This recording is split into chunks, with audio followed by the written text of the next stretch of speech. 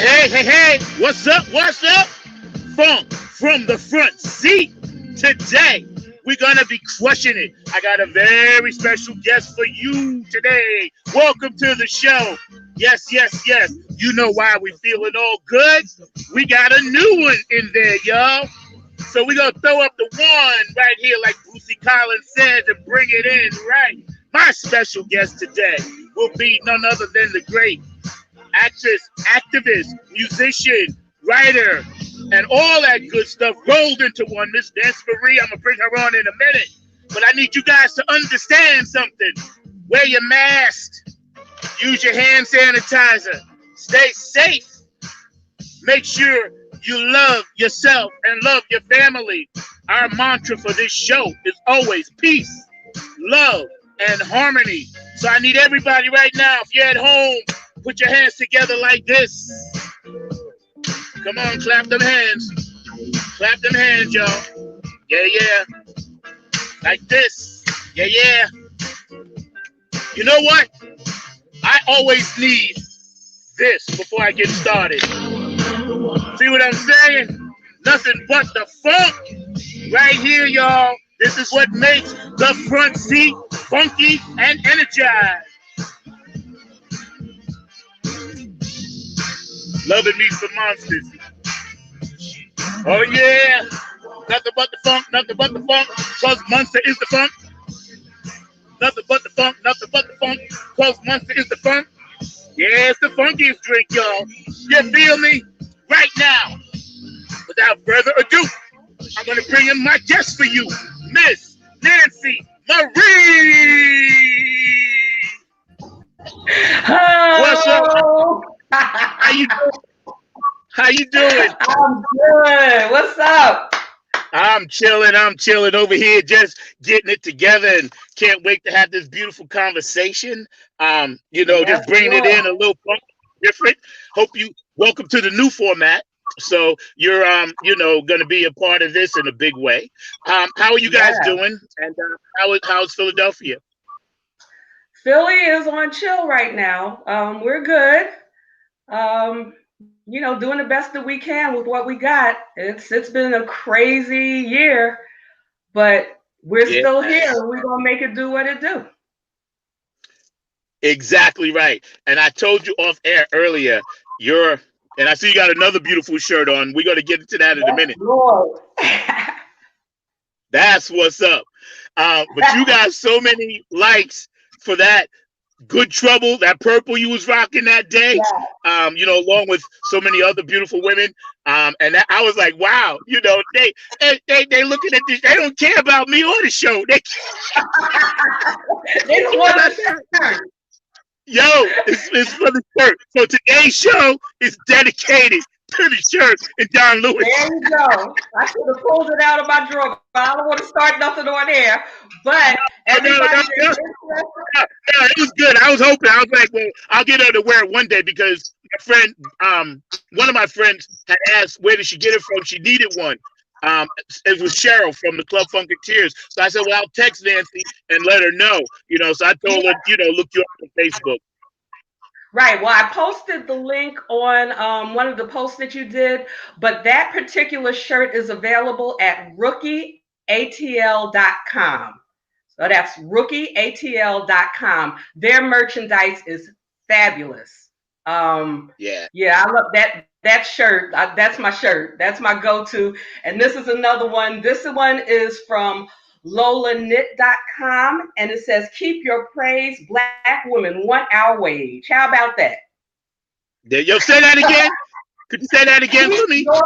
Keep your praise. Black women want our wage. Pay us, baby. You know what? That's a good way to start. So let's start right there. I need people to understand that might not know what is the purpose of the fraternity with the pearls and the purple and the chucks. A lot of people don't know what that's about. Well, that was basically a unity movement, if you will, on behalf of the Pan-Hellenic Greeks. Kamala Harris is an AKA, and the first elected Black woman VP. Shout out to her. But what the Greek women did this time, which is something beautiful, is the fact that they got together. It didn't matter whether you were AKA, if you were a Delta, if you were a Zeta. They just got together and determined that they, in honor of this accomplishment, they were going to wear their pearls and their colors and their chucks in honor of Kamala and what she has done. So that's what that was all about. That was so cool to see her up there along with President Biden. And at least I know I don't know, and you can answer this for me. When I kind of got into the whole week, because it was a whole 2 months of just stuff, man.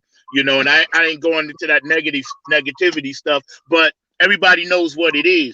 And when I saw the love and the hope, the word I use is hope, that came back.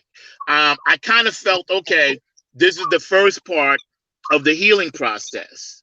Did you feel that way? Yeah. Once the fog kind of lifted and you were able to see it, it's definitely a thing of hope, but with that hope comes responsibility. So if you think back to when President Obama got elected, it was that same feeling of euphoria and, hope and everything, but we kind of got lazy. Yeah, we did. We as a community didn't do the work that was necessary to maintain that. We got caught up in the emotion of the moment, but we didn't do the work. So this time, I hope, I think we're more woke with everything that we've been through. If we're not woke now, I don't know when or what will wake us up. But, with the euphoria, and I'm not taking away from anybody celebrating or anything like that, but there's work to be done. We have to do the work. We have to do the work. As I stated, the first time we got together on the show, I had made the statement that nobody's coming to save us. We have to save ourselves, and that's where the work comes in. She's in a great position. And that puts us in position, but we can't just be in position and just stand there and, wait for the savior to crack the sky and save us. We got to do the work. And that's what's I agree with you. Yeah, I agree with you. And we're going to talk a little bit about doing that work today, because I love that phrase. And again, here we are hanging out with the lovely Nancy Marie. She's a beautiful activist, spiritualist, writer, entertainer, and does so many great things for her community. And when you say do the work, I love that phrase, because I feel like you, a lot of us got complacent, and a lot of us did not want to understand we got to put in our elbow grease on this thing, And I was just talking to some gentlemen yesterday, a couple of gentlemen, I pick them up here and there, whatever, on my job. And I was like, I'm so sick of Black people complaining about things that we could fix ourselves. As Afro Americans and minorities, some things are out of our control. But the things that are in our control, we don't have an excuse anymore. Like you just said, if we ain't woke now, when are we going to be awake? Right. Do you think our young Black men and women will take the torch that we're trying to pass, those of us in the light, and really, really run hard with it? If we pass it. Right. If we pass it, because the mindset with a lot of people in our generation is that these no good such and such and so, they ain't going to be nothing. They ain't going to do nothing. Instead of taking that energy and investing it in a way to show them, hey, there's another way. There's something out here for you to do. You have a purpose. We got lazy. It got to a point where we forgot all about community and it became all about us. And the mindset pretty much was, look, as long as I'm straight, I'm straight, I don't really care about the next generation or whatever. But, that's kind of like warped in itself, because at some point you're going to have to depend on the next generation to take care of you. You know, if you spend any amount of time on this earth, you know, your life is going to be in their hands at some point. So Yep. why not Amen. make an investment in them that's going to yield you a return that you're going to want to deal with? Yep, that's right. And you know, you couldn't have said it better, because as we, the elders, I consider us the elders, and Kevin and I and you and I talk about this all the time. Now that we've moved into that elder position, we do have Right. to pass the torch. We do have to encourage. Now is not the time to try to break anyone down, specifically if they're trying to do something good. Now is the time to lift up. And again, I'm talking about our community. You know, we have to work together with everyone. But like Malcolm said, we do have to focus our energy and thoughts on our community.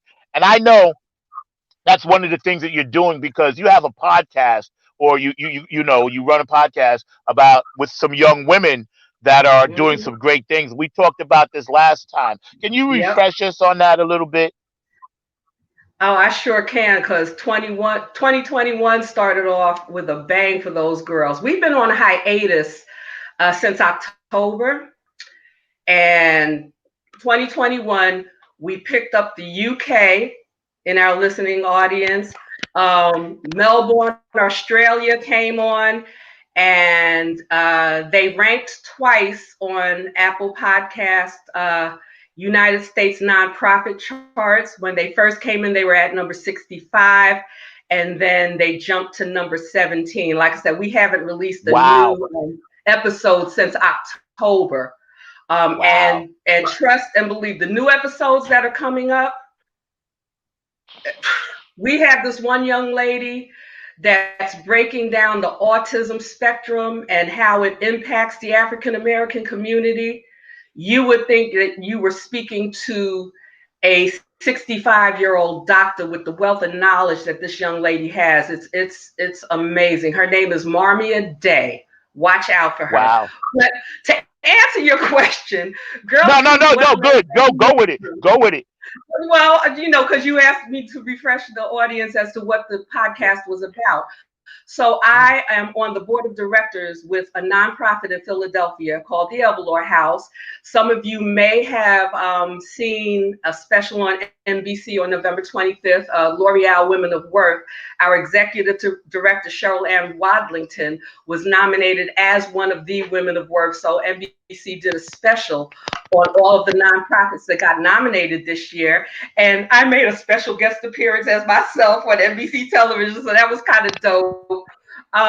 So the Evelore House is a nonprofit organization that serves teen girls of color here in the Philadelphia region. And now with the pandemic, we've actually managed to go nationwide because we had to move our programming to a virtual platform. So that enabled us to serve girls throughout the United States for the first time in our history. We've been in operation for 16 years. The Girl Truth, What Lens Are You Looking Through podcast is a part of the Evelore House. What happened was we did a On the Table Philly discussion a couple of years back, and we brought in some of our graduates and asked them, you know, what were the things that the Evelore House could be doing for the girls that we weren't doing. And their response to us unanimously was, no, the Evelore House did everything that they were supposed to do for us. It's time for us to step up and do something for our community. And the podcast was one of the things that they wanted to do. So without getting into the weeds, because I told the whole story last time, I took the responsibility of serving as an advisor on the podcast and ended up becoming the producer. So for our first 2 seasons, I am the producer. I did bring on an associate producer at the request. One of our former hosts decided that she wanted to get more into the production aspect. So I've been actually grooming her. So hopefully by season 3, she will be the producer and I will just be the overseer watching them do their things. But they talk about, you know, issues that are, you know, affecting them, that are important to them. They tell their stories, they create narratives, and they are just an amazing bunch of young women who are very in tune to what is going on in society as far as racism, sexism, you know, the issues that are impacting them. Some of our episodes included Blacks Against the Black Lives Matter movement. That was a that was a mind-blowing episode. Yeah. Black Girl Pain was another good one. They just, I learned something new from them every time they record. I learned something new, and I'm daggone near 60 years old. Okay, tell the truth, shame the devil. I learned something from those girls every time I listen. Yeah, it's so good to hear those stories because I cross paths, and I told you I live across the street from Duke University. I live 10 minutes away from NC Central, right, historical Black college, and I live 15 minutes away, 20 minutes away from UNC. So I am Mhm. constantly picking the brains of these young people, black, white, gay, straight, it don't matter. I want that information, and like you, I learned so much from talking to young people because I think what happens as a parent, you notice your parent, and as the elders, sometimes we get jaded about the feelings of our young people and about the stress and emotion they're under. And I remember I remembered this. You told me this, right? And that's why I'm bringing it back. Yep, I Yeah, remember. so that one Go ahead. episode, man, they were talking about stress, and that Layla, boy, Layla, I mean, she socked it to me because she was talking about something else, and she just stopped midstream, and she was like, "Yeah, because you parents, we come to you without stress, and that ain't stress, like, well, it's Right. stress to us." And I mean, I was so convicted because I can Yeah. count fingers, toes, Kevin's fingers and toes, and all of my children's fingers and toes, the number of times that my children have presented to me that they were stressed out about a grade or about a this or about it, and I'm like, oh, that ain't really stress, but yeah, it's stress to them. That Yeah. where Yeah. they are, yes, it's stress and it impacts Yep. them. So yeah, Layla got me good. I was like, man, I had to put up the church finger and like excuse myself because Right. Yep. I Yep. mean, she was on point though. She was on Yep. point.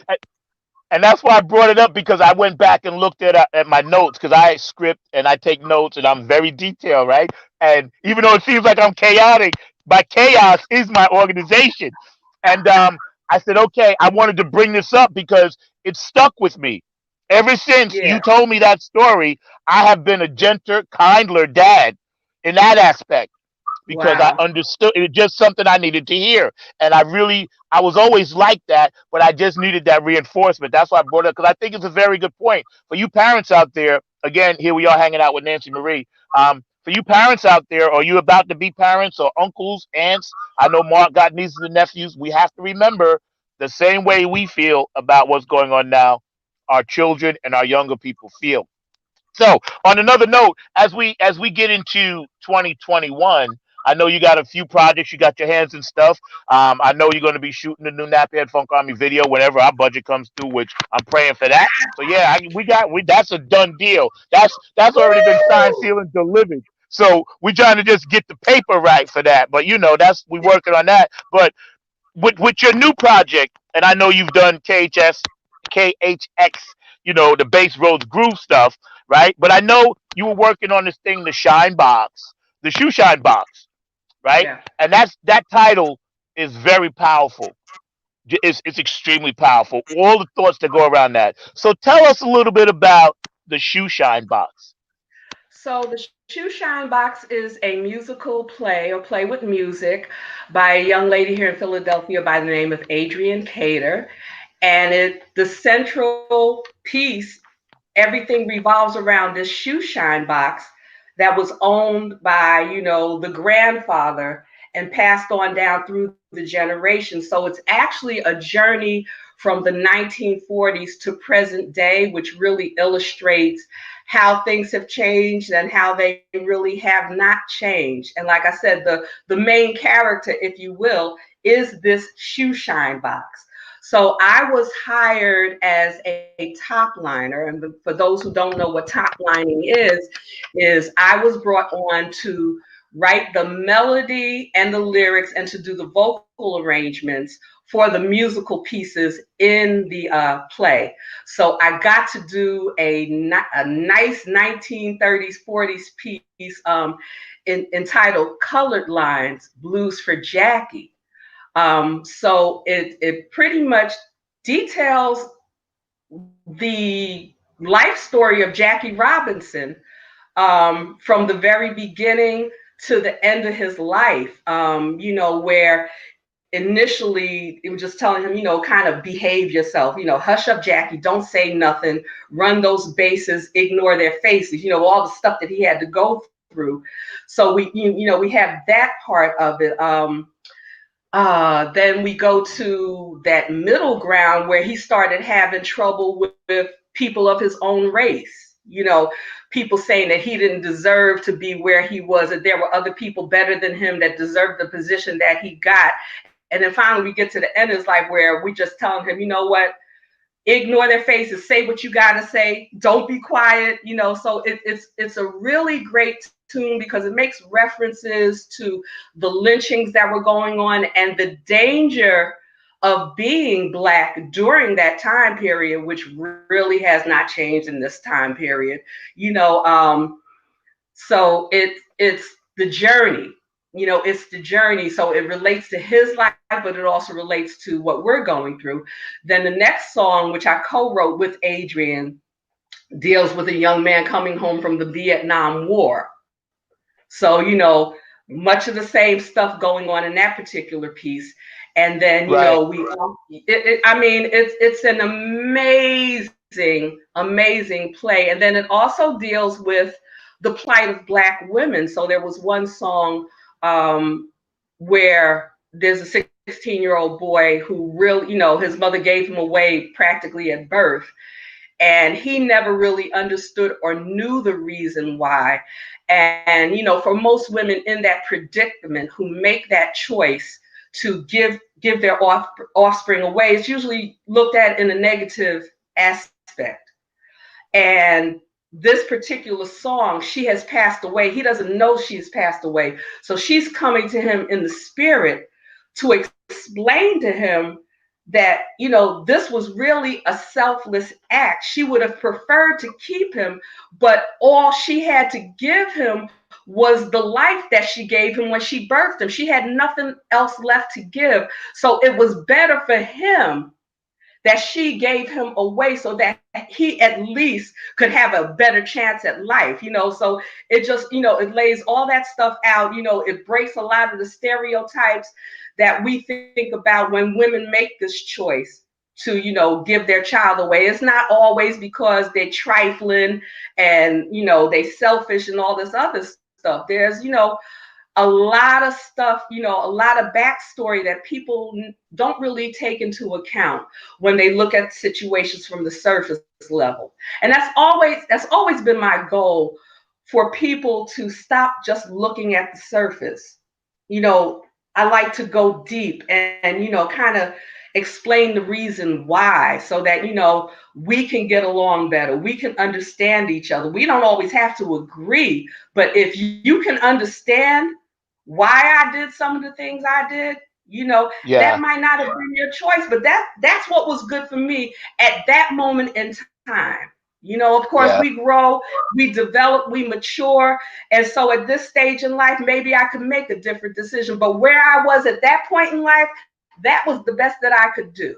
And I did what I Yeah. had to do to survive and to make sure that you survive. So if Yeah. I'm excited about this piece. Yeah. That's such a beautiful thing, and there was a lot, going on in that shoe shine box that you just brought to light. Because a lot of times kids do grow up, and I know, firsthand, you're always thinking in the back of your head, what did I do wrong? And then as you Mm, get older, people with wisdom can tell you what you just mentioned. Maybe it wasn't something you did. Maybe the person that had to put you in a better situation did it for the greater good. You know what I mean? And sometimes we can't see the greater good. God lets us, He right. unfolds certain things to us certain ways. Everybody can't always get it from the pulpit. Sometimes you got to get it from however you get it. And but Right. the main thing is you get it. That's my You thing. I don't get care how you get it. long as you get Yep. it. And Eventually I'm you glad get you it. mentioned that because for a lot of people out there that's watching, don't hold a lot of things onto yourself if you were in that particular situation because, like Nancy just mentioned so eloquently, it could be because it was better in the long run than the short term. Sometimes as a parent you got to think ahead down the line as opposed to like what's right up front. I'm very excited about the shoe shine box because I used to have my dad's shoe shine box for the longest, right? See? And that was the Sunday See? morning ritual. Saturday night or Sunday morning you get up, you get everything, but you got to do the shoe shining first so you don't get your clothes messy. So you Right. take care of all of that before you get dressed. But I remember it was such a powerful thing to open up his shoe shine box, had a little mirror on it, then it had, the Murrays, right? And then and I remember it had all the little stuff that you need because one thing we used to take pride in is looking good. We Yes. didn't have the Yes. sagging pants. We didn't have the dresses up to our navels. And I'm not saying anything is wrong with that per se, but then there is something wrong with it when you're not in the right situation. And that bothers me. I always, always, always, that's one of my pet peeves. I hate the sagging pants. And I tell some of these young men, listen, you know, our ancestors got dressed on Sundays because that was the only day they could actually be out of the fields and look good and feel good about themselves. It was self Hmm. esteem. You get as sharp as you can. The ladies with the hats, like your hat you was rocking, right? Everybody, and that tradition we need to keep doing that. Yeah. There are certain things that yes, we don't need to worry about, but certain things and I got a closet full of suits. I just not in position to wear them a lot. I'm not a suit wearer. I'm a Hmm. t-shirt, jeans kind of guy, but I still have them because I know Right. there may be certain times when I have to make that appearance and I have to look a Hmm. certain way. Um, so yeah, it's cool. That sometimes I'm getting the comments. I was just looking over to the side of the comments. And again, thank you guys for hanging out with Nancy Marie. She's a great social activist, writer, arranger, producer, videographer, overseer. She's on, the board of directors for her podcast, overseeing that. She's a mentor. This woman is completely off the charts. The shoe shine person was a vital part of the Renaissance. I have seen some great shoe shine guys here in North Carolina. Mark Lee said that because he understands. He understands the Yeah. importance. But so as we move forward, tell us when that's going to be out and where people can find that play. Well, we just went into rehearsals this month. Due to the pandemic, everything is kind of up in the air. So as they move forward and move along and things are finalized, I will be sure to let you guys know. Yes, yes, Because I know they're going to do the debut here in Philadelphia, and I believe the hope is to take it on the road. So I will yeah, definitely keep that'd my be eyes beautiful. posted. Yeah. And just so you know, my producer Mark Lee is on the board of directors down here at the Carolina Theater, also the Hayti Center, the Black Cultural Arts African Theater down here in North Carolina. So if you come here, I Nice. know you got a home. I know you got a home because I know Mark can take Well, care of all you. So, right. and again, yeah, I know he'll hook you up. And again, thank you, Mark, my man behind the glass, my producer and everything, for chiming in. I appreciate you, bro. So as you started to get your visions to write the songs and produce, where did you get your inspiration from to do the production and the actual work on the shoe shine box? So, Adrian, like I said, she already had the music. She's been working with Bryant Pugh, who is a phenomenal talent here in Philadelphia. So she kind of and I mean, I've been doing this since I would say 13, maybe. No, even younger than that. Because my sister that I told you about in the other episode, she would be, composing her music in the music room at our house, and I would be in some other room like 6 years old, like writing lyrics to what she was composing. So it's always been something that I did. Then when I got older, like it's around 13 or 14 or whatever, and I started, becoming parts of bands, in the Queens circuit, we would be sitting down in rehearsal and the guys would just start jamming or whatever. And I'm sitting there listening. And, next thing you know, we have, hey, I wrote something to what y'all were playing, and we, record it. Right. And then it moved into a thing where, people would, bring me in, tell me what they want. And then I'd kind of just like meditate on that and bring that whole thing. So with the Jackie Robinson piece, Adrian was like, I want a 1940s, 30s, 40s type of feel. And I would like a reference to Jackie Robinson if possible. And so as I'm listening to the music, I started hearing that chant, hush up, Jackie, don't say nothing, run those bases, ignore the faces, So I started thinking about it, and I was Wow. like, okay, so Wow. why can't that whole thing be about Jackie Robinson? And so that's when I formulated in mind, take it from that point where they're telling him to shut up, don't do nothing, just, kind of be that quiet Negro and yes or no, so don't, to kind of keep the peace or whatever. And then, you move into that phase where, can you make it home when you're not sure if you can trust your own, and then move into the thing where, like, screw all of Yeah. them. Do Yeah. you say what you gotta Yeah. say? You know what I'm saying? So I Yeah. usually, so I can do it either way. You can give me an idea and, I'll incubate your idea and then bring it to life. Or if you just give me the music and let me flow, I'm open to working either way. Yeah, that's a beautiful gift, man. And I love the dichotomy of the play on words. You know what I'm saying? Can you make it home? Play, home, home. And it's so Right. cool to hear that because I hear your Cotton Clubbish thing going on at the Cotton Right. Club and I hear it, so that's got to You be a gotta hear, beautiful man, piece. you gotta hear the music. Oh my God, Oh, that God. song is so, it's just, I get chills. When I heard the track, I was just like, oh my God. I was like, Yeah. whoa. Yeah, Yeah, so. yeah, yeah, yeah. That's amazing. I love to talk about things like this.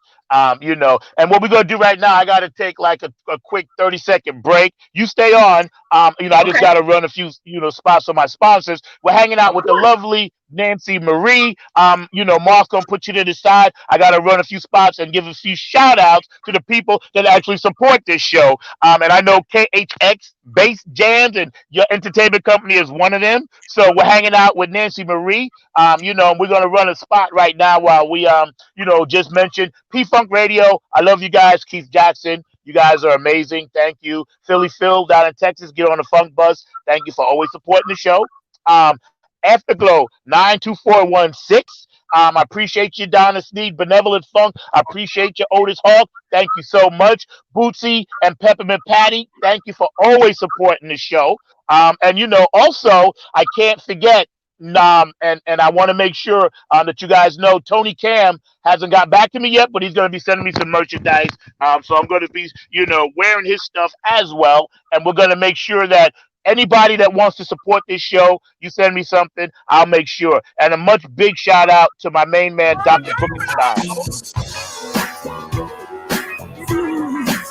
Drinking that boot till the rock on wine, baby mama. Yeah, I'm drinking you now.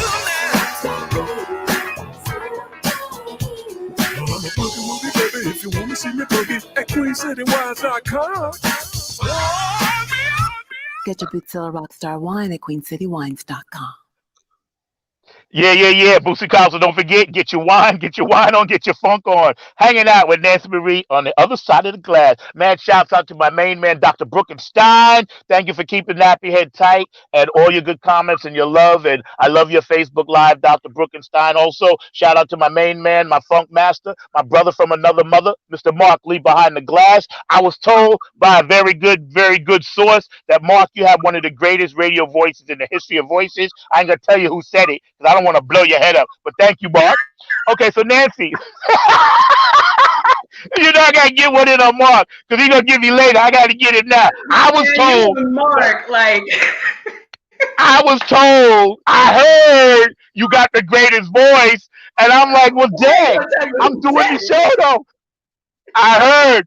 All right, we're hanging out. Funk from the Front Seat. Thank all you guys for tuning in. Here we are, 9 on the Grind TV. I've been blessed to finally get my network up and running. I'm very happy about that. We're going to be doing some great things. Going to have a lot of good stuff popping for Black History Month. We're working on that now. We already got the whole month booked full of shows. So you guys stay tuned, stay up, stay with us, stay on the grind. 9 on the Grind TV. Funk from the Front Seat. Nancy, the importance of creativity in the aftermath. Woo, yes. Um, that's why we saved this segment for the last half hour. This is important. We're going to break this down. Just the phrase, the importance of creativity in the aftermath. Could you give us a little insight on that particular phrase? I definitely will. We as artists, we have a purpose in the earth. And so you think about the last 4 years, and especially this last year, 2020, being everything that it was to, all of us. And the fact that we made it through and we're still here, right? We survived the aftermath. There are so many of us, artists that are now ancestors. They're no longer here, but we're still here. So in this aftermath, in this period that comes after so much trauma, so much pain, so much turmoil and uprising, it's what are we going to do with this time? As an artist, it's our responsibility to create what we've been placed on the earth to create.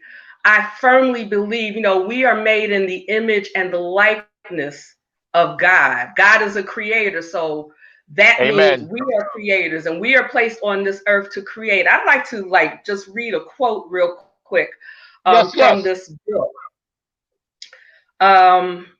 Says, all of us carry within ourselves something that is waiting for the right moment when it can burst out and repair the particular separation that we are experiencing. Amen. And that's Malidoma Patrice Somé from The Healing Wisdom of Africa. Okay, so definitely right now, if you look at any traumatic experience in history, every period that has the trauma that we've experienced in 2020, there's always been a renaissance. There's always been an outburst of creativity, if you will. And it's necessary for the healing. It's necessary to repair the breach.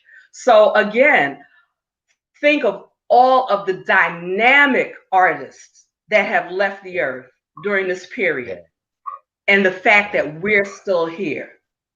We're still here because there's something left in us that we need to contribute to the earth, do our part to repair the breach and to heal our people. Again, nobody's coming to save us. We have to save ourselves. So it's of the utmost importance, whether it's coming out of pain, if it's coming out of trauma, whatever it's coming out of, you have to take that thing that you just went through. Think about a woman who's in birth and think about all that pain, all that struggle, all that suffering, all that screaming, all that hollering. I just want it out. I just want it out. And I don't care how many times you say, I just want it out. It's not going to come out until it's time for it to come out. So you have to travail. You have to go through that pain. But trust and believe, when that baby is born, every ounce of that pain that you felt, it's a memory, but you don't remember the intensity. You just remember, I went through this thing and look what it gave me. Look what was birthed. So even with our creative stuff, and God knows my life. I had sent you the track, Our Worship. For one particular reason. You wouldn't believe half the stuff that I've been through. And that's another story for another show, another day. But I have really had many traumatic experiences in my life, starting from when I was a child. And my Bishop Gilbert Coleman Jr., at one point in my life, my life was really low. He said to me, at these times in your life are the times that you should be the most creative. And if I was like, what, really? And then Right, right, right, right, right. as I thought about it, I was like, oh, okay. And so in that travailing moment, I wrote that song called I'll Worship. Like, although I do not have all the things money can buy, I'll worship. And though I suffer loss and like a mourning dove cry, I will still offer you sweet sacrifices of praise. You're still worthy of all my praise. I will worship and rejoice always. Lord, you are worthy of all my praise. When we released that song, I used to do the Right. praise and worship team at Freedom Christian Bible Fellowship. Mm-hmm. There was such a healing, such a deliverance, such an anointing. And I was like, so you mean all this that I went through to birth this song to bless the people, heal the breach? There you Yeah, go. yeah, with some other people. Yeah.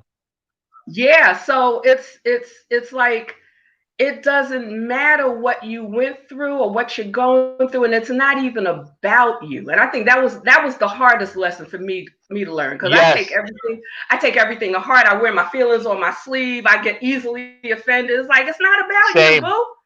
It's not Same. about you, right? It is not Same. about you, because trustably, everything you go through, it's not for you, it's for somebody else. Because you're gonna Yep. make it Yep. through, and then you're gonna, be able to reach back your hand and pull them up out of the same thing that Yep. you just came through. It's funny you say that because two quick things, and I'm gonna let you get back to that point. David Brooks says hallelujah. Hi Nancy, good to see you. So David Hey, Brooks is watching. Brooks, And I and can't and, type and and thank talk at the same time. thank God we have good people in our lives that make us aware. Because my best friend and my brother, one of my, and I got a lot of them, said, yo, bro, it ain't always about you, right? Because I would call him and I would get on the phone and start being moaning about me. And he's like, yo, hold up, say hello first. It ain't about you. So I like it when my friends tell me honesty, because my friends know I'm like you. I wear it on my sleeve. It may pierce me, but it's only going to make me closer to you because I tell you I love you and I appreciate you telling me things like that. Second of Right. all, when you said praying, I know and I love Prince. You know, I'm a huge Prince fan. And there was a line in one of his songs, and he says, "Sacred is the prayer that asks for nothing." And I always keep that in the back of my mind. Yes, one of his songs. I forgot what song it is. But he says, "Sacred is the prayer that asks for nothing." In that Princey kind of way, right? And I thought about that one line, so powerful. Because he was talking about a mother who had nothing, and she prayed and asked for nothing for herself. Kind of like what you just mentioned. I just wanted to throw that in there. But getting back Yeah. to the aftermath, I love how we're gonna help heal people today on this show right here on Funk on the Front Seat, 9 on the Grind TV. Miss Nancy Marie is spitting out words of wisdom.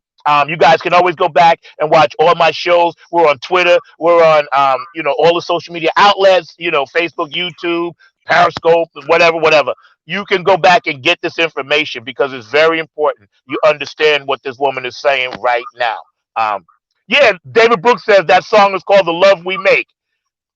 So that's the song. If you look up "The Love We Make" and then you'll hear that line in that song. Thank you, Brooks. I love you. So Nancy, the let's not get to the aftermath at the moment. Let's get to, okay, we went through it, and Mhm. now people need concrete roadmaps. They need GPSs and YouTubes to navigate, and I'm using that as a metaphor, to navigate this thing that we call life in 2021.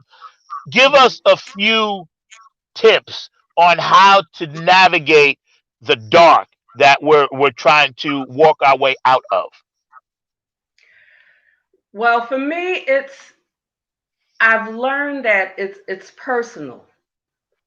Okay, So I can tell you what I do and what works for me, but what I'm finding out, and even in that time of discovering how to make it through, mm-hmm, I've learned that, okay, let me back it up and let me put it to you this way, right?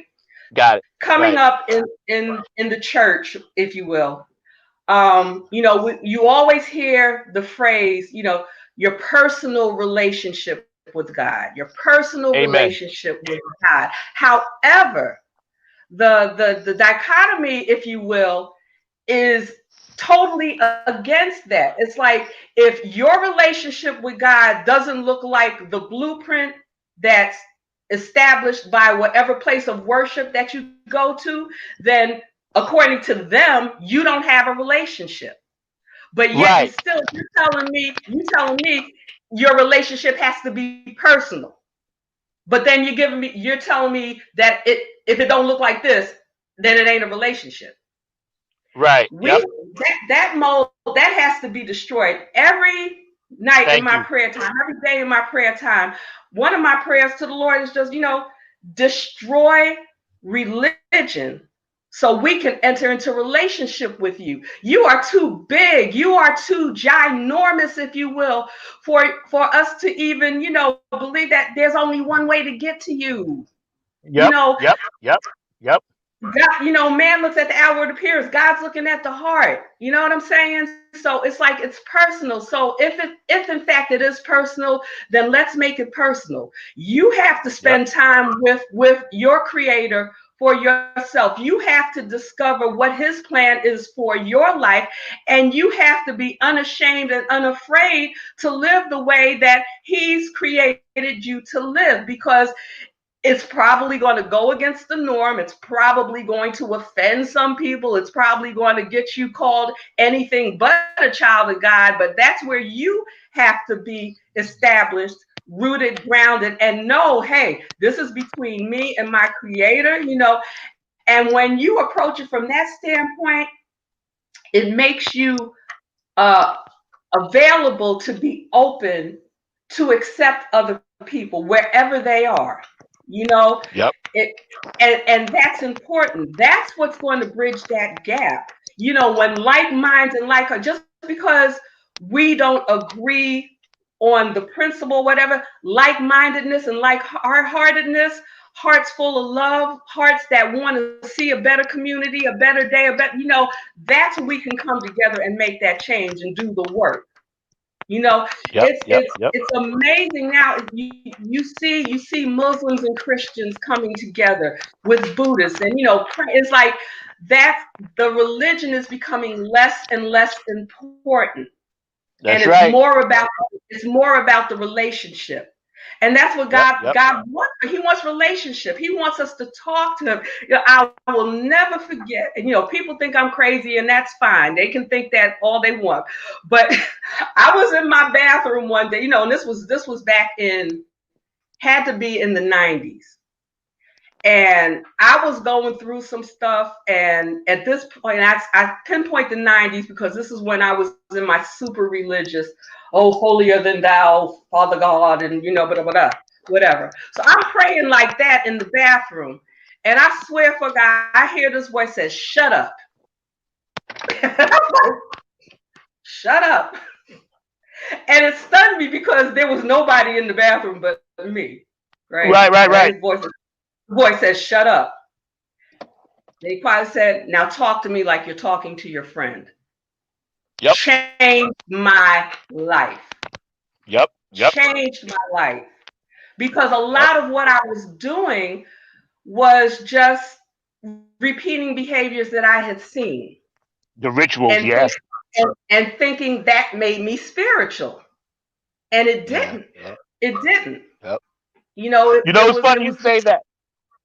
No, no, go go ahead. ahead. I was just gonna say it's funny you say that because I used to tell people that, and they used to laugh at me. I told people like back in the '90s when I was recovering from my drug addiction, right? And I was able to get through that, thank God. And I used to tell people they like, well, your father was a minister, and you should be this and that and the other. I was like, listen, I don't really like religion, and that was blasphemy. I was playing in the gospel band, couple of them playing all over the place. But the thing was, I used to tell people, listen, I do this for the joy and for the spirit, and I love the music. I said, that's how I get mine. I said, but I don't like religion. And they would say, why? And I was like, because number one, I see four churches sitting on this block of Brooklyn, And I still see people sitting on the steps that have no money and no food. When I come out of church, I have to give them some of what I made. I said, I never understood how we can divide ourselves because of the one common goal, which is the power of the one, the creator. If we're all supposed to be walking to that tip, why do we need barriers and fences? Methodist, Catholic, and Christian, Episcopalian, and this and that and the other. I get it. I'm not knocking any of those. I'm telling everybody right now, don't misconstrue what I'm saying. Please understand, I love you for all the things that you do out there and every religion you're involved in. It doesn't work for me. I too heard that voice when I was listening to Larry Graham. I had got so low in my life, and I always used to put on music, and I literally had drugs in my hand, looking in the mirror, and I was playing the song "Mirror" by Larry Graham. Here Mm, in my mirror, and he was very spiritual about his thing. And I looked in the mirror, and I literally saw what Satan looks like. I mm, saw him. He was half this side was me, but this side was the dark. And I was like, is that what I look like to people? Now, I didn't hear that in church. All the churches I was playing in, I heard that in my basement apartment when I was getting ready to do something I shouldn't have been doing. And he personally spoke to me. That's why the story you just said, it related me to that. I was looking in the mirror. Somehow he likes to speak to us through mirrors. I don't get it, but he does. Right? And I heard the song and it was so powerful, I started crying. And from right, that day on, I did not have that craving for that drug. It just like that. It was just because what right, he did, he wanted to shake me and wake me up and say, listen, I can let you go, but I got work for you to do. You know what I'm saying? And I felt it, and I was like, damn, And what I did, I just gave all the stuff I had away. I had like $400 or $500 worth of stuff. I gave it away. I was like, listen, I'm done. I cut my crowd loose, and I moved from Long Island to Staten Island, where I didn't know anybody. That was my stand. I'm testifying right here. People that know me know this to be true. They said, "What happened to Zach?" I called him. I'm like, "Yo, I'm in Staten Island." That's how I met Kevin and everybody because I was on. I left, and yeah. and I'm telling you this because this is so powerful. This is such a great show. We're hanging out with Nancy Marie, Nine on the Grind TV, Funk from the Front Seat, because we're spitting out some knowledge that everybody needs to hear. And as we get into this next phase, Nancy, of okay, we went through the aftermath. You gave us some tips about the personal relationship, right? Now we have that practicality. Going forward, if you were going to talk to a young person or anybody that has a creative idea, right? How would you let them or give them insight as to how to go about physically making it a tangible, monetized thing? Well, you have to do the work. Um, and again, that too, that journey is personal as well. For some, it would look like going to school and getting a degree. I don't necessarily, recommend that. It's good for some, but not necessarily good for, I Right. have the pedigrees or whatever, and I still had to go through the mazes to get, where I am, if you will. So could I have done everything that I did without the degree? I totally believe I could have. Could have Yeah. saved a lot, of money, if you will, even though I did have scholarships and everything. There was still a bill that was, my responsibility. So, could have been different. But you can go and, let's say you're a filmmaker, you're interested in filmmaking. You can go volunteer, be a PA, work on sets and learn as much, if not more, as Yeah. going through an institution to get that Yep. degree. Now, where the Yep. pedigree comes in, into play, and where that's important, if you desire to teach, or, if you need that paper for what you're going to do. Becoming artistic, you don't necessarily need the paper. It's good to have, and if that's your role, then by all means go for it. But that's not the only way. I went back to my alma mater, High School of Performing Arts, and I did a couple of workshops there.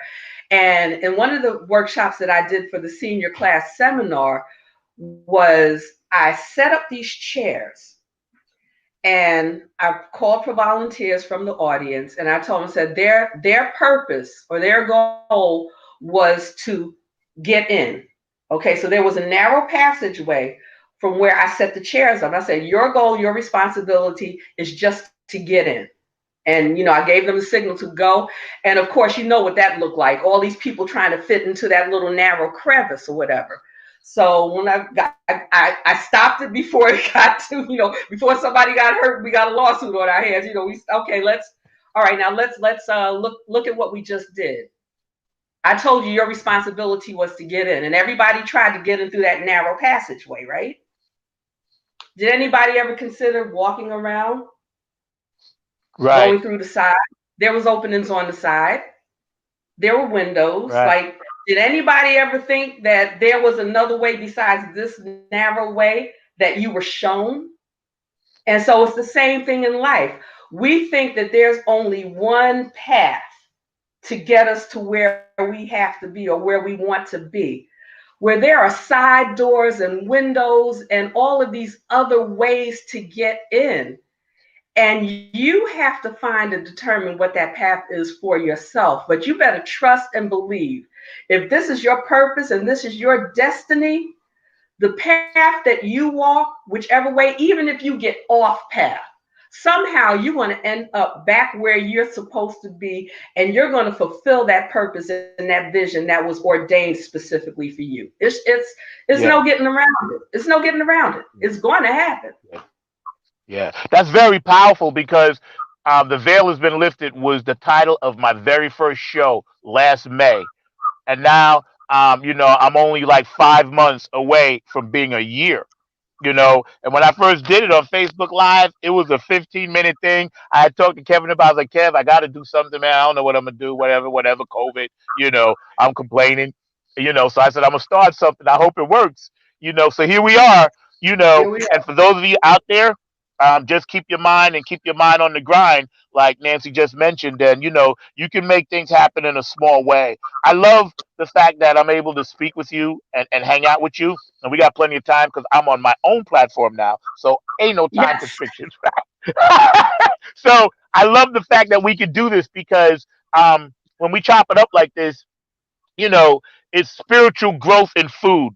And one thing that you and I have talked about in the past is we're feeding people how to feed people this knowledge, this experience that you and I have, this relationship with the creator that, some of us have that's very powerful. And it comes to you in certain times. There was a book, Chicken Soup for the Afro-American Soul, or I believe that's the title, I'm not sure, correct me. African And tell American us a little bit soul. about, yes, tell us a little bit about some of the things that's involved in that book and where people might be able to find that, because I find those chicken soup books to be very, very helpful. I got a few of them myself. You know what I mean? So I find them to Yeah. be very, very insightful, So tell us a little bit about that. So I actually joined Chicken Soup for the Soul series, which is the longest running anthology in literary history, according to the Guinness World Book of Records.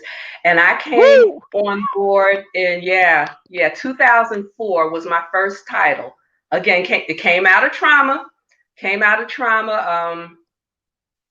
the way I connected with Chicken Soup.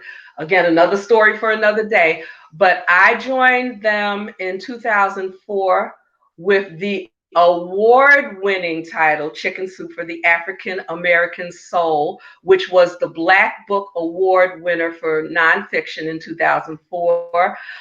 Joined forces with Lisa Nichols and Tom Joyner, who were the co-authors on that series.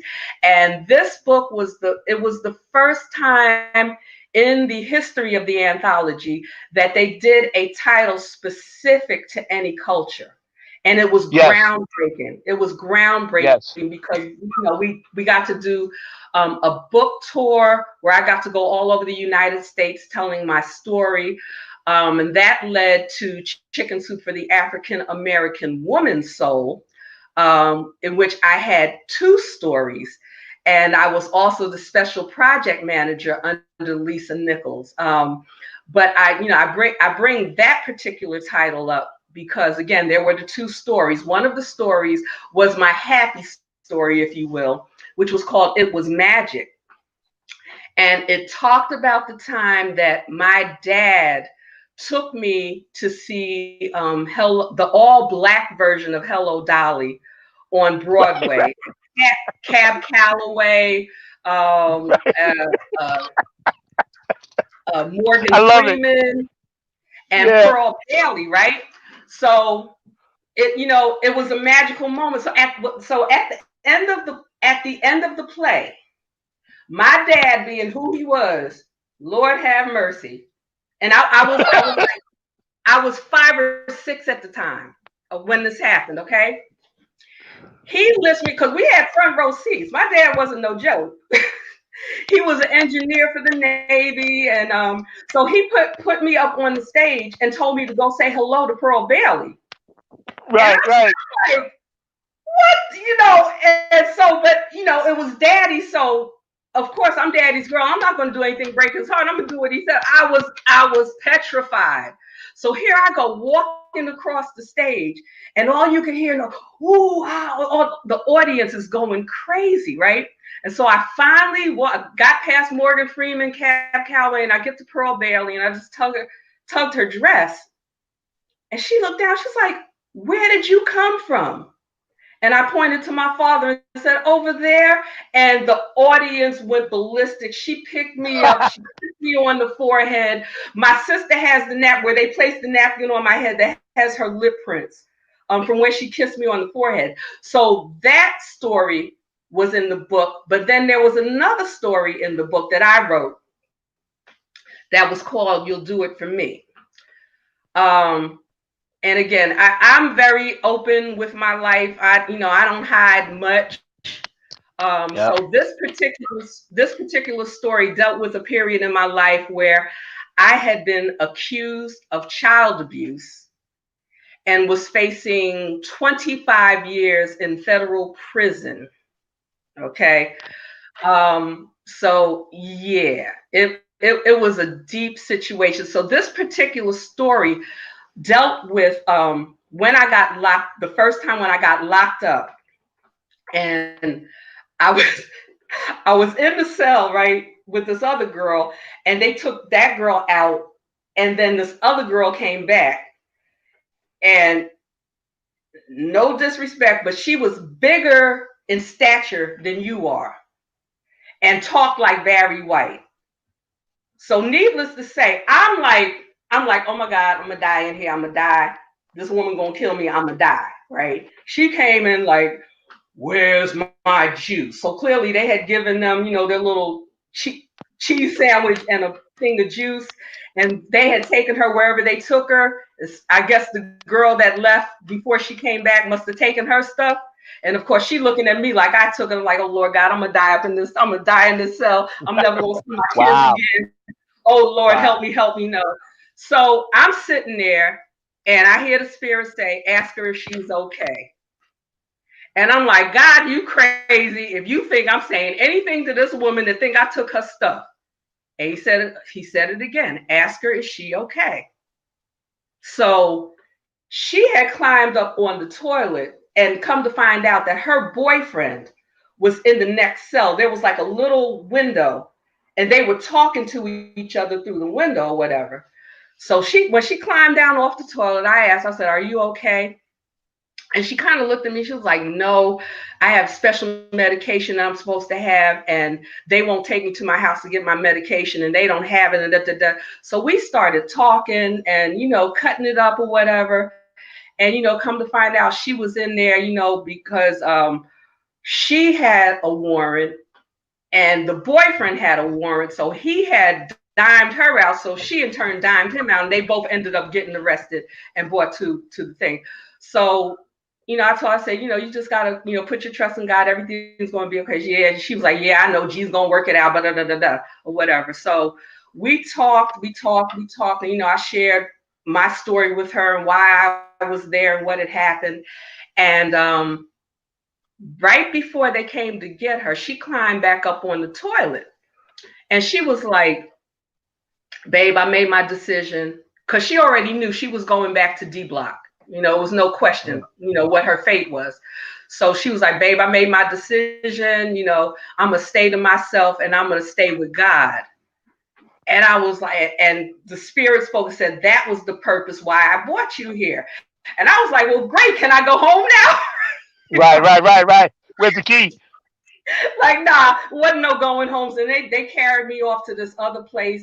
And my lawyer didn't even know where they had moved me to. Again, this part of the story, another story for another day. Well, let's stick to the story in the book. So I had this urge, even with what I was going through, I had this urge to pray for this woman. And so I was praying for the entire month of January. I just prayed for her, just prayed for her, just prayed for her. And then around February 2nd, the burden to pray was just lifted. Like I didn't feel it anymore. It was just like it was gone. I was like, okay, I didn't know what that was about. And my girlfriend had called me. And at this point, I had 6, including the baby. 6 of my 7 children were born. So I actually had 5 because they had taken Michael away from me. And so my girlfriend called and she said she had tickets for the Universal Circus. Did I want to go? Okay, sure, why not? When I hung up the phone, I can just describe it as this dark cloud just came over me. And I started finding every excuse that I could find not to go to this circus. It's too cold to be outside. Nancy, the tent is heated. I don't feel like, every excuse not to go. But I ended up going anyway, full-blown attitude, because this depression thing, this darkness, it was just like, It had me in grips. And I didn't want to be bothered. I didn't want to be there. But I ended up going anyway. So we get through the gates. And I hear the spirit say, turn around. I turn around. And who's standing in my face? Angie, the girl from the cell. Wow. And we hugged, we cried, and I'm like, what? She was like, I don't know what happened. Said, but all of a sudden, February 2nd, they released me. Remember, February 2nd was the day I told you that the burden to pray was lifted. Right, right, she got released. She got her children back, and she was the only female electrician working on that circus. And so now we're sitting down, and God speaking to you and said, this is the reason why I brought you here today. I wanted you to see what your prayers did, and for you to know that if I did it for her, I'm going to do it for you. So that was the second story in the book. And so while we were on tour, my inclination was always to share the happy story about Pearl Bailey, right? But in my spirit, it was always like, nope. Do the other story. He'll do it. And I was like, I don't want to tell that story. I want to tell the happy story, But I would always tell the story. And Zach, every single time, 2 or 3 people would come up to me like, I needed to hear that. I'm going through the same thing right now. So it's just amazing, what you can do with your trauma. If you trust God, if you're obedient, if you listen, if you allow yourself to heal, then you'll be able to reach back and heal others. That is so. I got goose pimples, and I'm damn near in tears because I'm emotional about that story. Linda Lou says, "Hey, what's up? How you doing?" David Brooks says, "Great story." Sometimes when we share our pain through, words, which I call symbols, but through words and stories, we are actually passing on. And a lady told me this a long time ago, this lady I met, she says, your ancestors since the beginning are always going to be with you. The stories kind of change, but the meaning and the content is what's important. And she told me, she was a very wise woman, and she told me, and this was like a couple of years ago. I was like, man, I'm getting ready to have my 8th, 9th, 10th surgery. I was like, what's up? She said, you have to go through these things and I said, well, what's the point? I'm looking for the end game. Because I'm like, hey, what is the end game? And she said, you're going to find that out when you get to wherever you got to get to in the light. She said, but you got to tell this because you're inspiring other people. And I looked at it and I was like, So I got to get all hurt all the time to inspire other people.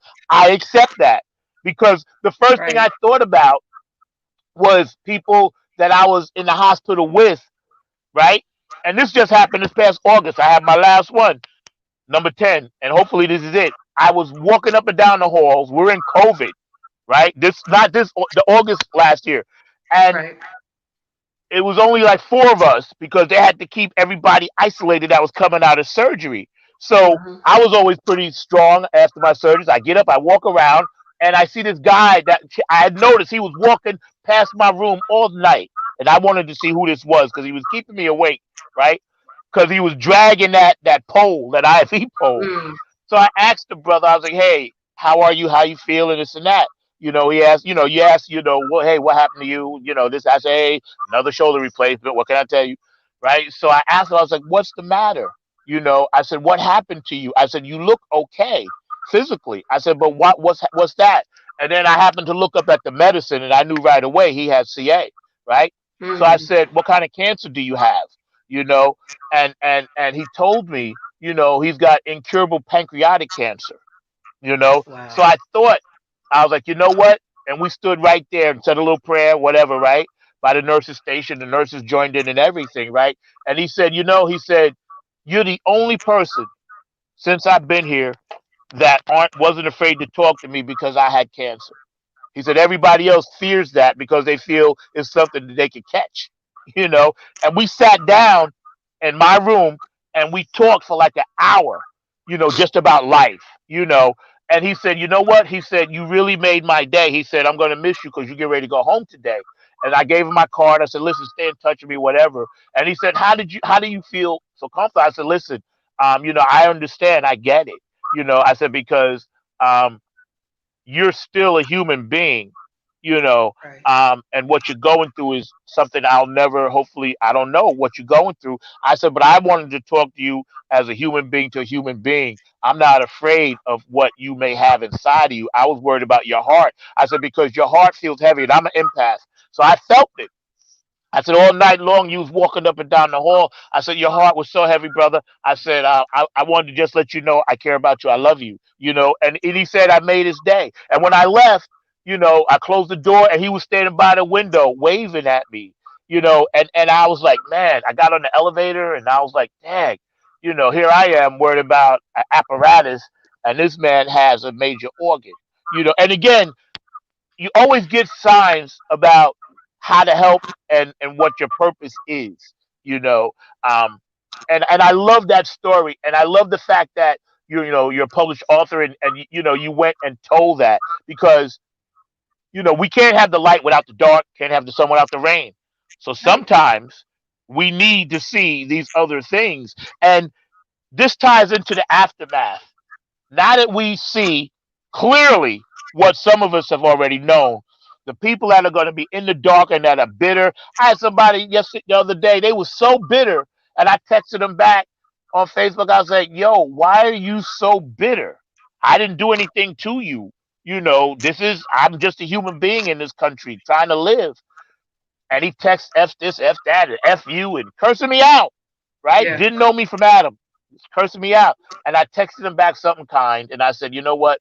I'm going to love you. If I see you hurt, I'm going to love you. I said, Jesus is love. And then I didn't hear no more from him. Then a minister commented on my comment. This minister from Long Island and Jeff Roberson, too. And they said, yeah. And he said, man, I love the way you handled that. I said, yo, bro, I ain't in this whole fight and the hate thing anymore. I was like, hey, Right. I can't change them. How do you feel about um, not changing or not wasting that energy now that we used to waste on the negativity, even though we got to help them? I want to do it through just an example. How are you doing it? Right. That's all you can do. You got to set an example because all this going back and forth, all this trying to prove your point, prove that you're right, it's not even about that. It's like, we're supposed to be living epistles, right? So just set the example, be open, like, even when you walk in a way and you fall short, because that's going to happen too. Yep. One of Yep. the things that God has been pressing on my spirit is like that I need to be gentle with myself, because Yeah. I'll screw up and then I'll spend the next 30 days beating myself up over the screw Same. up, wasting Yeah. valuable time, instead of just Yeah. like, okay, you know what? Yeah, I messed up. Okay, let it go and let's keep it moving. It's we got to drop this extra baggage. We got to drop this guilt. We got to drop this self-condemnation and just like walk the walk, and allow people to see us as we really are, because that's what's going to make the change. They see us Yes. doing the work unbothered by our shenanigans, forget theirs, because that don't belong to us. But we unbothered by our shenanigans, we unbothered by our mistakes, we're unbothered by our hiccups. We keep it moving. And they'll be like, okay, what is it that you have? I want some of that. And I tell you, baby, you already got it. It's inside of you. The kingdom is Yep. in you. You just got to Yep. manifest it. You have to manifest it. Do your That's work. right. That's right. That's right. Chrissy Key Rollins was on my show, and she's a regular, and she said the exact same thing. She's very cool, and she's a woman that I stay in touch with down here, and she's very spiritual in that aspect, just like you and I. And she said the exact same thing. It's almost like we get it, and we've been through some stuff, fire and forged into iron, steel hard, just. And she said, you can't beat yourself up because we're flawed. Yep. Spiritual beings in a physical body, we are flawed. And I love the fact that you said that, because people in the audience, again, here we are with Nancy Marie, Funk from the front seat. I love the fact that you said that, because we do carry truckloads, trailer tractor truckloads full of stuff that's Mm-hmm. unnecessary going forward, because it has no bearing on what we're trying to do as our mission. And you're Right. right, sometimes it does weigh us down. Um, when we look going forward, and we're going to circle back to what supposedly they're going to do as far as um, change. What are some of the main things that you think, if you were sitting down right now with Kamala and Biden, and they said, Nancy, give us one thing that we can tangibly do right now to help the people? Not what they say, but what do you, if they asked you, what can they do? What would be one of the things that you might mention to them? Wow. I know, it's deep. I know. Dang. Uh, So many I mean, things, right? It's so many things. it's like, where do you start? Like, where do you start? It's such a mess. Where do you even begin? Of course, I mean, the first thought, of course, would be the monetary aspect. But then you have to question, would that be the best thing at this time? And I say that because there's an educational process that needs to take place in our community where we understand what we need to be doing with that funding, so that we don't find ourselves in this position any longer. Of course, for some of us, if we were to get those stimulus payments and they were becoming regular, how many of us would even be thinking about, okay, let's invest this, let's pay off some of this debt, let's make some investments.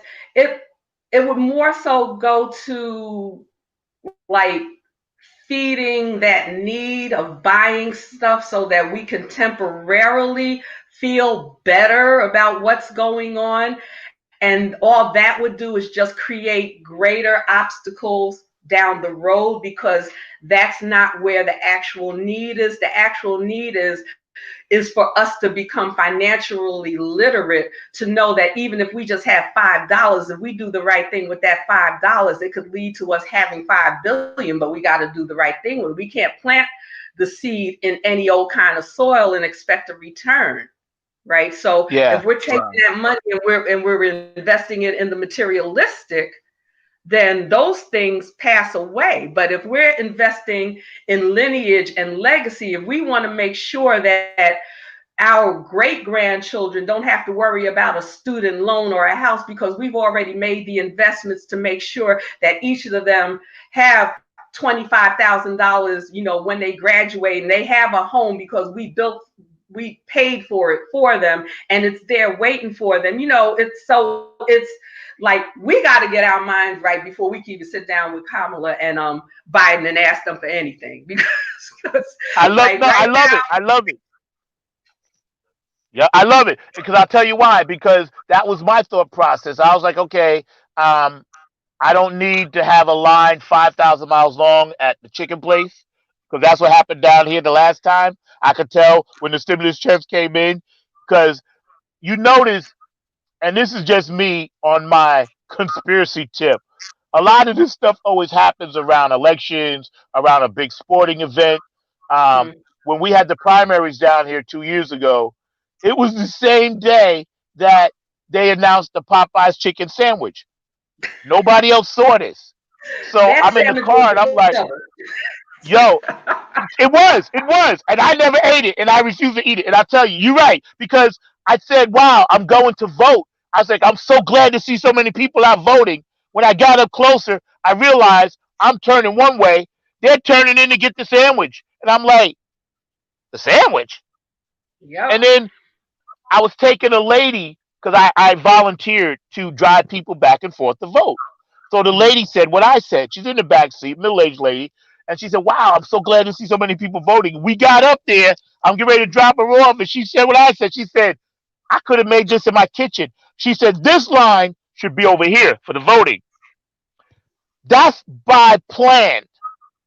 That's a play. I don't care what people say. And Linda Lou says, this is such a good show. Great message. Hi, Linda Lou. I love you. Dr. Brookenstein's Hi, watching. Whoever's Linda. watching, we love you guys. Yeah. Right. So I said, this is not by accident. And it was only in the black communities because that's the only place those places are. You Baby, know let what me I'm tell saying? you, that sandwich, that sandwich, I, Sandwich. I love it. Sandwich. man,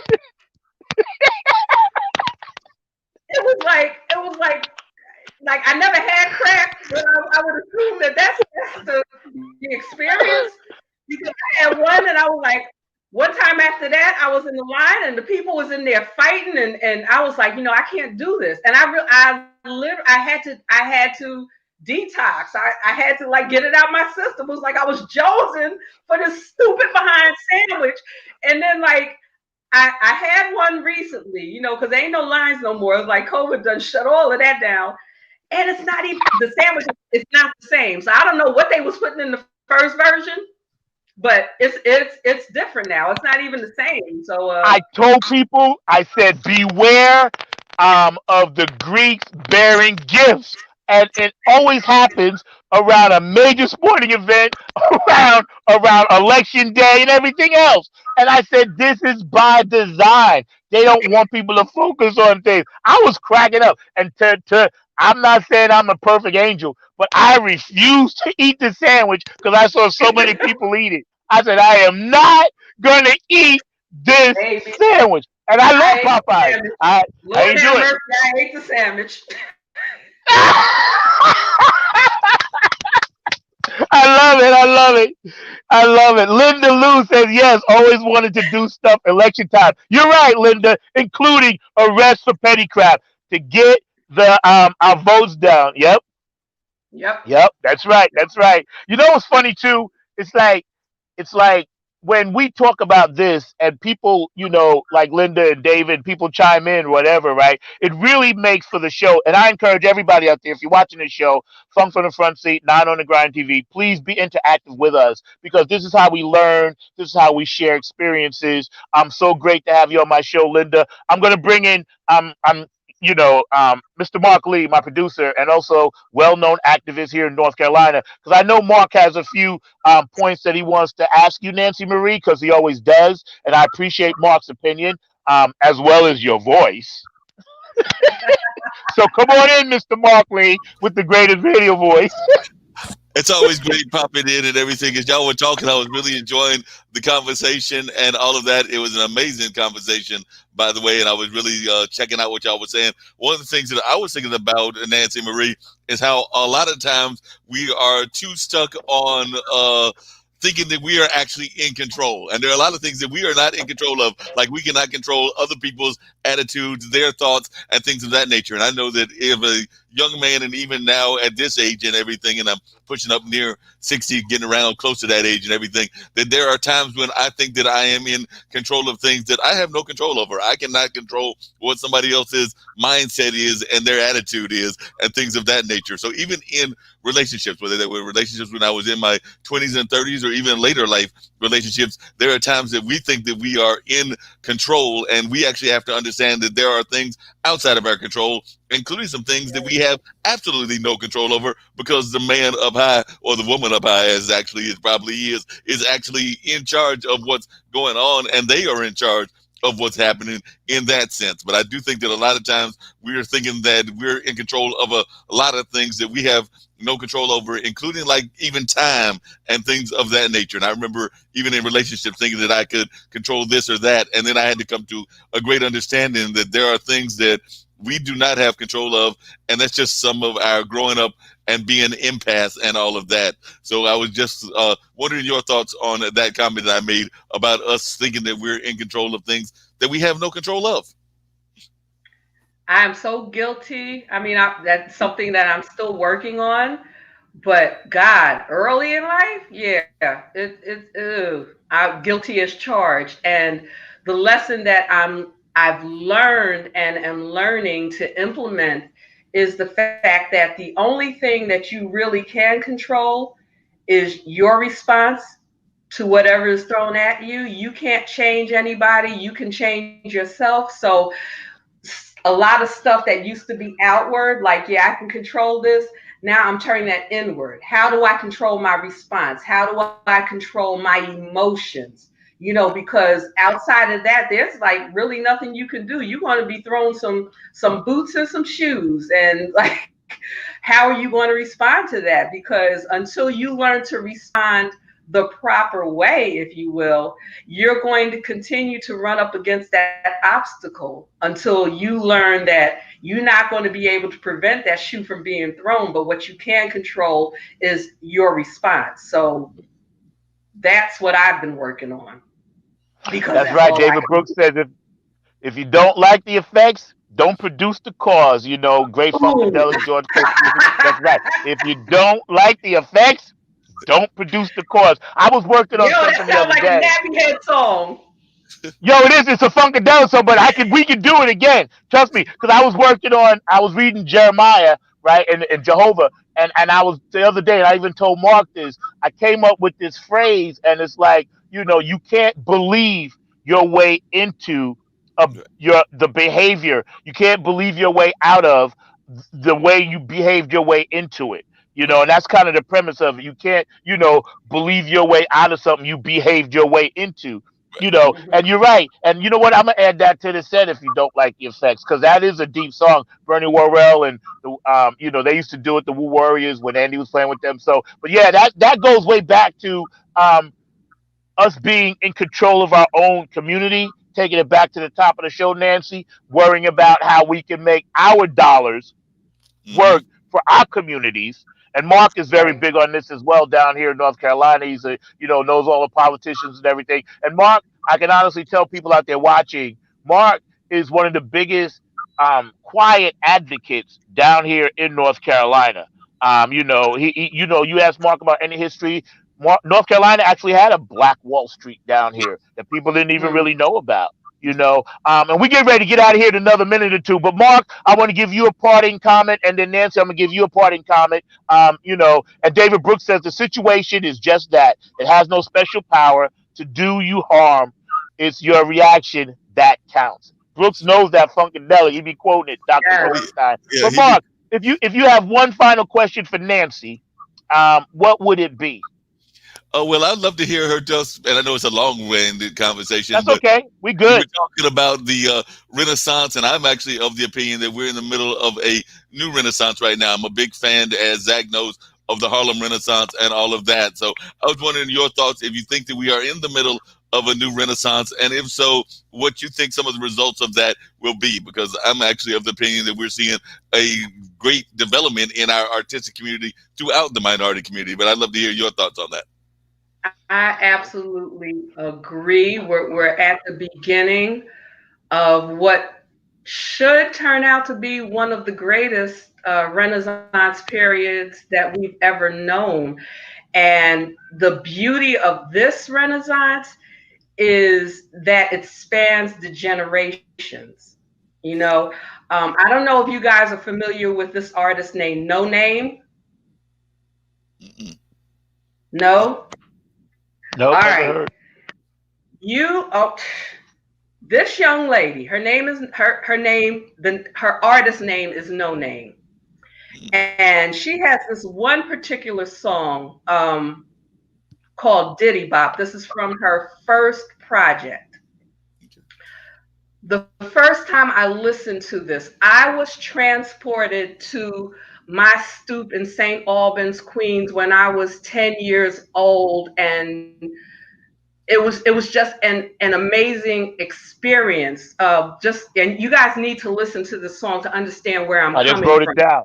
Yeah, But Yeah. same here. the amazing thing about it was that I was looking at the comments on YouTube, and there were people from every generation, her generation, ours, to older, that had the same experience listening to this song that I did.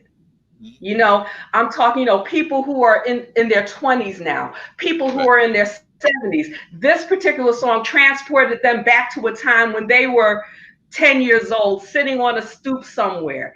And this young lady, the power and the transcendence that comes out of her material. And she, when her first project was released, she actually did a project with, oh God, what is Chance the Rapper.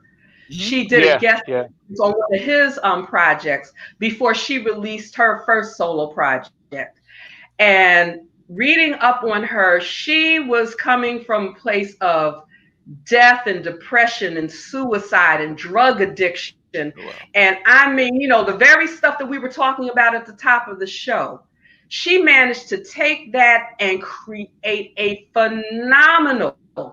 I mean, I'm talking, and I hate comparing artists with each other, but if you could imagine the rebirth of Lauryn Hill, Oh well. this That's young deep. lady. Yeah, yeah, and she's so under the radar. Like, people need to know this woman and know the music. She's released several other projects since that initial project, and of course the more recent ones, they're a little more they're not as raw as the original. The music is still good, but she uses a lot of more poppy samples and things like that. Whereas in the Yeah. beginning it was more raw, more earthy or whatever. But it's still good nonetheless. Yeah. So you have people like that, and then you have the old heads like us. And like I said at the beginning of the show, if we're still here, it's because we have a deposit to make. Right. And this Yes, this that's is right. a time, it's a time of community. Hmm. It's a time of coming together. Like we all have to gather on this killing ground and sow these seeds and sow them together, because the crops are too important. And my crop may not be for you, but what Right. you have could be for somebody else. But the importance is we have to plant them together so they can grow together, so that we can collectively be blessed, because the time of the individual is up, it's over. It's about the collective, it's about community, and we have to get Yep. back to that. So that's what this Renaissance is about. It's about the rebirth of the collective, of the community, because that's where the power is, when we stand together. That's right. Oh yeah. That's what's up. Yo, Mark, thanks for that. Could you bring up that picture for me now? Yeah, definitely. Thank And you. Thank you. I'm here Appreciate that. get ready to bring up that picture of that legend and everything. And just one quick thing that I was going to add to that really quick is I just saw that we lost another legend as well. And you were doing the show, I saw that we lost Larry King, who, as you know, is that great, powerful Oh my talk God. show host. So he just passed away as well. But I'm going to bring up the Oh, picture wow. you were referring Wow. to. But yes, we lost the legendary Larry King. And speaking of community, he was one that definitely did a lot of interviews that shared community and all of that. So definitely wanted to honor him as Thank well. you. Thank you for saying that because that's deep. Because Larry King, he's the man. It's Larry King and then everybody else. You know what I'm saying? Yeah, man, that's deep. Thank you for saying that. Here we are hanging out. Mark Lee, great producer, director of this show. I love you, Mark. Thank you, Nancy Marie, author, activist. She sits on the board of directors. Playwright. Just all the great things that you do, Nancy, is just an amazing um, journey that you're adding to this canvas of life, and I appreciate that. Nancy, when you look at this picture, what do you think about? I just think about the struggle.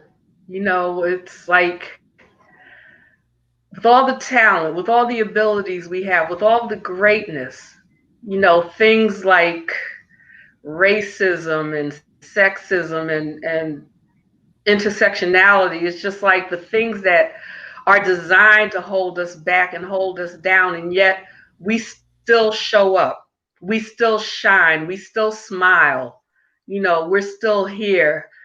um I'm actually tearing up.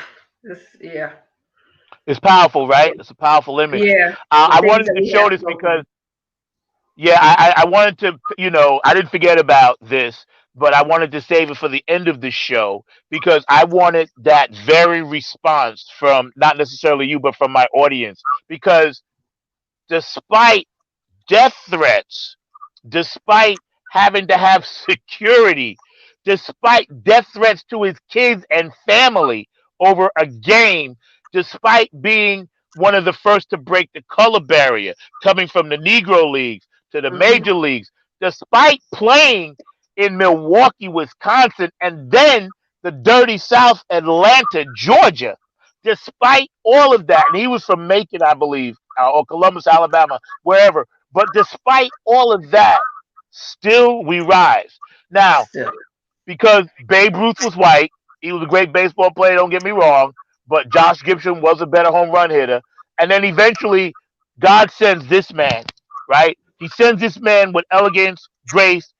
He took the torch from Jackie, like we talked about earlier. That's why it's ironic how this works because we was talking about the shoe shine box and Jackie Robinson, Hmm. So to pay tribute to Hank Aaron, to take that torch from the shoe shine box and run with it like he did, and he never really broke out and hit 60, 70, 80 home runs in a season. He was consistently averaged at 40. He tapped out at 40. And then about 3/3 of the way there, or I'm sorry, 2/3 of the way there, people realized, whoa, he's actually going to do it. You know what I mean? And I remember as a kid, my father listening on the radio because what happened is this game was played because they set it up to where he was going to do this for the home crowd. He was Hmm. playing the game earlier, 2 days earlier on the road, and he tied the record, right? He tied the record. Then they didn't play him. The coach said, "No, we're going to wait and get you home and play." The Major League Baseball said, "Do not let him play until he gets home." It was Mm. a Monday night, which is rare for baseball. They broke it on NBC. They didn't cover baseball like that on a Monday night. They showed the game. My father never, he used to like baseball. We'd watch it on TV together. But for some reason, he was doing something and he was listening on the radio. So I went where he was. He might have been working on a car and I'm leaning over as a little kid, 1974. I'll never forget it, April 8th, right? And he's listening and he says, "This is important." He says, "I'm gonna listen to this game." He said, "I want you to watch and listen." He said, "This is gonna be so important." And he said, "For our people." And at the time, it didn't hit me, Mm. because I was young and I'm like, okay, it's a baseball game, whatever. But then I realized my father was saying he endured, which was the lesson. The home run was secondary. And then when he hit it in the fourth inning, my father stopped what he was doing, right? And he went and sat in his bedroom. And I never seen my father cry. And Hmm. he had emotion. So I said, Dad, what's the matter? And he said, I remember in the Negro leagues, seeing these guys come through because my father played in the Negro leagues. People don't even know that. He was a first Wow. baseman and a catcher. Yeah, in Georgia. He was a Wow. first baseman and a catcher. And he had such a feeling of joy because this man had endured. It wasn't the home run. It wasn't the record. It was the fact that my father said, I'm glad he lived long enough to do this. And at that moment, I understood how powerful race was, and the effect it had, on people such as my father. And people forget Hank Aaron, without the 700 and something home runs, he still had over 3,000 hits if you take out the home runs. This is how great this man was, all under duress. And that's Right. my thought on that photo. I'm going to give Right. you one parting shot. Nancy, take it away wherever you want to take it. You can talk about the picture, talk about whatever, and then we're going to get on up out of here. Nancy Marie, I love you. Great, great, great I love show. you too, For those man. of you watching on Facebook, thank you for commenting. I love all you guys out there. We're going to rerun this show again later on today on the watch party because it's that powerful. Nancy, your parting thoughts. Man, just rise up, come together, find your purpose, fulfill your purpose, and let's build this community so that we can heal from all of this trauma that we've experienced and bless the earth with what we were put here to bless it with. That's all we can do. Yeah, That's yeah, all we I can agree. do. I agree. And to get back on that last thought, he was born in Mobile, Alabama, and he also became a civil rights activist later on in his life. So thank you, Henry Hank Aaron, and to Larry King, and to everybody else that lost somebody in their family. Know that we love you. If you have a birthday or anything out there, know that we care about you and we want the best things for you. I'm gonna get on out of here with my roll call, Nancy. You can hang out with us if you want. You know how we come in hot and we go out hot. So this is what we do. Funk from the front seat. 9 on the Grind TV every Saturday right here, 12 p.m. I'd like to thank all the people that support the show. And I want everybody to get up. If you're home, get up wherever you are and put your hands together. To get out of the front seat, we coming in hot, going out hot. Keep your head up. Lift it up. Couldn't get out, couldn't get through without my monsters, y'all.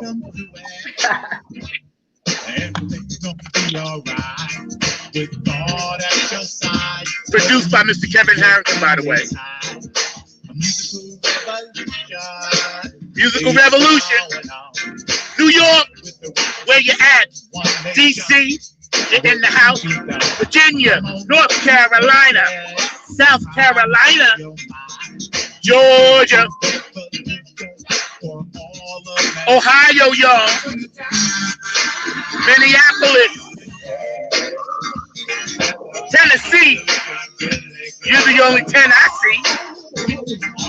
Utah, Las Vegas. Yeah. Let me put on my sunglasses so I can see what I'm doing. Texas out there, y'all. Alabama, shout out to Mobile. Yeah. California, West Coast. Next week's special guest, Miss Linda Scheider. Woo! Clap your hands, come on. Australia down under. Love you, Carmen. Love you, Wendy. Germany, Danny Soul, Sister Steady Groove. P-Funk Radio. Philly Phil, get on the funk bus. Robin Denton, Circle of P. Yeah, Gonzalez, y'all. Larry Function Jones. Shout out to all the Club Funketeer ambassadors. What's up, Brenda? tip my hat to Kamala, Joe Biden. Canada, you in the house. Dubai over in India, y'all. We go around the world with this funk. Funk from the front seat. Brought to you by Died on the Grind TV. Got our own thing now, y'all. Look out. They gave us a platform. Woo. Yeah, don't you know? Are you down with it? 2021. Let's make it work. Let's do it. You're the most powerful thing under the sun. As always, peace, love, and harmony. This is your host, number 9. I'm out.